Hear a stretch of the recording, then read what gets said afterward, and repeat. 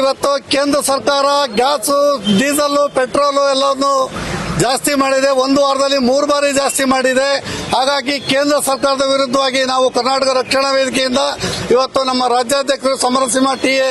ನಾರಾಯಣಗೌಡರ ಆದೇಶದ ಮೇರೆಗೆ ಇವತ್ತು ನೆಲಮಂಗಲದಲ್ಲಿ ಹೋರಾಟ ಮಾಡಿದ್ದೀವಿ. ಅದೇ ರೀತಿಯಾಗಿ ನಮ್ಮ ಬೆಸ್ಕಾಂ ಕಂಪನಿನ ಯಾರ ಉತ್ತರ ಪ್ರದೇಶದ ಹಿಂದಿ ವಾಲಗಳಿಗೆ ಇವರು ಗುತ್ತಿಗೆ ಕೊಡ್ತಾ ಇದ್ದಾರೆ. ಇವತ್ತು ಕರ್ನಾಟಕ ಸರ್ಕಾರದಲ್ಲಿ ಎಲ್ಲರಿಗೂ ಉಚಿತ ವಿದ್ಯುತ್ ಕೊಡ್ತಾ ಇದ್ದಾರೆ, ರೈತರುಗಳಿಗೆಲ್ಲ ಉಚಿತ ವಿದ್ಯುತ್ ಕೊಡ್ತಾ ಇದ್ದಾರೆ. ಆ ರೀತಿಯಾಗಿ ಇವತ್ತು ಕರ್ನಾಟಕ ಜನತೆ ರೈತರ ಮೇಲೆ ಇವರು ಬಾಯಲ್ಲಿ ಮಣ್ಣಾಕ ಕೊಟ್ಟವ್ರೆ. ಸೆಂಟ್ರಲ್ ಗವರ್ಮೆಂಟ್ ಅವರು, ಕೇಂದ್ರ ಸರ್ಕಾರದವರು. ಆ ವಿಚಾರವಾಗಿ ಇವತ್ತು ಹೋರಾಟ ಮಾಡ್ತಾ ಇದ್ದೀವಿ. ಯಾವುದೇ ಕಾರಣಕ್ಕೂ ಬೆಸ್ಕಾಂ ಕಂಪನಿನ ಖಾಸಗೀಕರಣ ಮಾಡಬಾರ್ದು. ಬೆಸ್ಕಾಂ ಕಂಪನಿ ಇರ್ತಕ್ಕಂಥ ಕನ್ನಡಿಗರನ್ನ ಉಳಿಸಬೇಕು. ಅಲ್ಲಿರ್ತಕ್ಕಂಥ ಉದ್ಯೋಗಗಳನ್ನ ಬೀದಿ ಪಾಲ್ ಮಾಡಬಾರ್ದು. ಹಿಂದಿ ವಾಲಗಳು ಬಂದ್ರೆ ಕನ್ನಡಿಗರನ್ನ ಸೈಡಿಗೆ ತಳ್ತಾರೆ. ಆ ಉದ್ದೇಶಕ್ಕಾಗಿ ಅವರು ಇಲ್ಲಿ ಬರಬಾರ್ದು. ಅವರು ಇಲ್ಲಿ ಬಂದ್ರೆ ದೊಡ್ಡ ಮಟ್ಟದ ಹೋರಾಟ ಮಾಡ್ತೀವಿ. ಯಾವುದೇ ಕಾರಣಕ್ಕೂ ಕರ್ನಾಟಕ ಕಾಲಿಡಬಾರ್ದು. ಇಲ್ಲಿ ಯಾವುದೇ MNC ಕಂಪನಿಗಳು ಬರಬಾರ್ದು. ಇವತ್ತು ಏನಿದೆ ಬೆಸ್ಕಾಂ ಕಂಪನಿಗಳು ಇರಬೇಕು. ವಿಜಯ್ ಮಾಡ್ತಾ ಇದಾರೆ ಅಂತ ಅಲ್ಲ, ಕರ್ನಾಟಕದಲ್ಲಿ ನಮ್ಮಲ್ಲೂ ಗಂಡಸ್ಥಾನವಾಗಿರುವಂತ ಒಂದು ಸಂಘಟನೆಗಳಿದಾವೆ. ಸಂಘಟನಾಕಾರರು ಎಲ್ಲರೂ ಹೋರಾಟ ಮಾಡ್ತಾ ಇದ್ದಾರೆ. ಅದರೊಳಗೂ ವಿಶೇಷವಾಗಿ ಕರ್ನಾಟಕ ರಕ್ಷಣಾ ವೇದಿಕೆ ನಮ್ಮ ಸಮರಸಿಂಹ ಟಿ.ಎ. ನಾರಾಯಣಗೌಡರ ಆದೇಶದ ಮೇರೆಗೆ ಇವತ್ತು ಮಧ್ಯಾಹ್ನ 3 ಗಂಟೆಗೆ ನಮ್ಮನ್ನು ಮೀಟಿಂಗ್ ಕರೆದಿದ್ದಾರೆ. ಆ ಉದ್ದೇಶದಲ್ಲಿ ಇವತ್ತು ಯಾವುದೇ ಖಾಸಗಿಯವರು ಕರ್ನಾಟಕಕ್ಕೆ ಬರಬಾರ್ದು. ಬೆಸ್ಕಾಂ ಕಂಪನಿ ಉಳಿಬೇಕು. ಬೆಸ್ಕಾಂ ಕಂಪನಿ ಉಳಿದ್ರೆ, ಬೆಸ್ಕಾಂ ಉದ್ಯೋಗಿಗಳು ಉಳಿದ್ರೆ ಕರ್ನಾಟಕ ಉಳಿಯುತ್ತೆ, ಕನ್ನಡಿಗರು ಉಳಿತಾರೆ. 100ಕ್ಕೆ 100 ಭಾಗ ಕನ್ನಡಿಗರು ಇರ್ತಕ್ಕಂಥ ಬೆಸ್ಕಾಂ ಕಂಪನಿ ಉಳಿಬೇಕು. ಯಾವುದೇ ಕಾರಣಕ್ಕೂ ಅದು ಖಾಸಗೀಕರಣ ಆಗಬಾರ್ದು.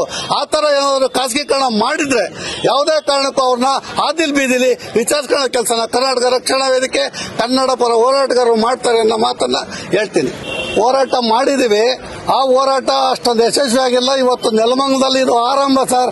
ಯಾವುದೇ ಕಾರಣಕ್ಕೂ ಉತ್ತರ ಭಾರತದ ಕಂಪನಿಗಳಿಗೆ ನಾವಿಲ್ಲಿ ಅವಕಾಶ ಕೊಡಲ್ಲ. ಇವತ್ತು ಬೆಸ್ಕಾಂ ಕಂಪನಿ 100ಕ್ಕೆ 100 ಭಾಗ ಕನ್ನಡಿಗರು ಇದ್ದಾರೆ.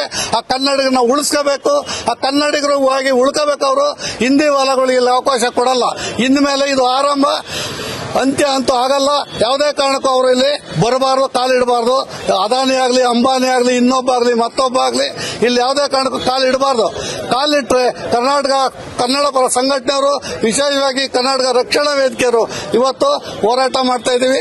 ಇದು ಆರಂಭ, ಅಂತ್ಯಮ ಅಲ್ಲ. ಹಾಗಾಗಿ ಯಾವುದೇ ಕಾರಣಕ್ಕೂ ಅವ್ರನ್ನ ಕಾಲಿಡಕ್ ಬಿಡಲ್ಲ. ಸರ್ಕಾರ ಒಂದ್ ರೀತಿಯಲ್ಲಿ ಆದಾಯ ನೋಡ್ತಾ ಇದೆ. ಈ ಬಡಬಗ್ಗರು, ರೈತರ ಪರವಾಗಿ ಕೆಲಸ ಮಾಡ್ತಾ ಇಲ್ಲ.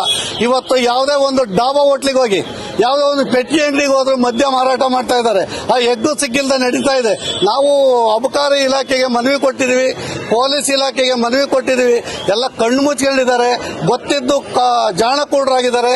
ಆ ತರ ಏನಾದ್ರು ಇನ್ನು ಮುಂದೆ ಆ ತರ ಆದ್ರೆ ಎಲ್ಲಾ ಡಾಬಾಗಳಿಗೂ ಕರ್ನಾಟಕ ರಕ್ಷಣಾ ವೇದಿಕೆ ಕನ್ನಡ ಪರ ಹೋರಾಟಗಾರರು ನುಗ್ತಾರೆ. ಅವರೇ ಅವ್ರ ಕೆಲಸನ ನಾವು ಕಾನೂನ ಕೈಗೆ ತಗೋತೀವಿ. ಅವಾಗ ಅವ್ರು ಬರಲಿ, ಏನಾಗುತ್ತೆ ಮುಂದಿನ ಕೆಲಸ ನಾವು ನೋಡ್ತೀವಿ.